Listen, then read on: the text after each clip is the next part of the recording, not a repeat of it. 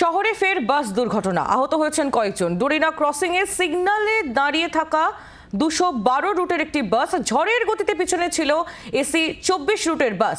শেষ মুহূর্তে ব্রেক কষলেও শেষ রক্ষা হয়নি বলে জানা যাচ্ছে। বাসের পিছনে অন্য একটি বাসের ধাক্কা, ড্রাইভারের কেবিন গেট গোটাটাই খুলে ছিটকে পড়েছে। পুলিশ বাস দুটিকে আটক করেছে। বাসের কয়েকজন যাত্রী অল্প বিস্তর আহত হয়েছেন বলে জানা যাচ্ছে। শহরে ফের বাস দুর্ঘটনা, আহত কয়েকজন।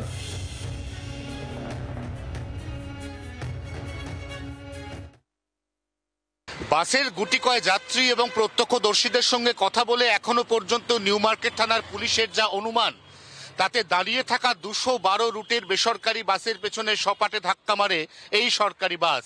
এই সরকারি বাস এবং ওই বেসরকারি বাস, দুটো বাসই এসএন ব্যানার্জি রোড ধরে মৌলালি থেকে আসছিল ধর্মতলার দিকে। ডোরিনা ক্রসিংয়ে ধর্মতলার ঠিক মুখে ইম্পেরিয়াল বিল্ডিং এর সামনে রাত্রির আনুমানিক 11টা নাগাদ এই দুর্ঘটনা ঘটে। সরকারি বাসের গতি কতটা বেশি ছিল তা মুখে বলার অপেক্ষা রাখে না, কারণ ছবি দেখেই পরিষ্কার বোঝা যাচ্ছে বাসের সামনের দিকের অংশ প্রায় গোটাটাই খুলে লুটিয়ে পড়েছে রাস্তায়।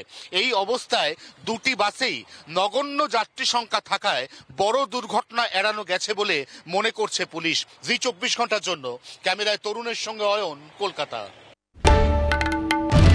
বাংলার আওয়াজ, বাঙালির আবেগ, জি 24 ঘন্টা।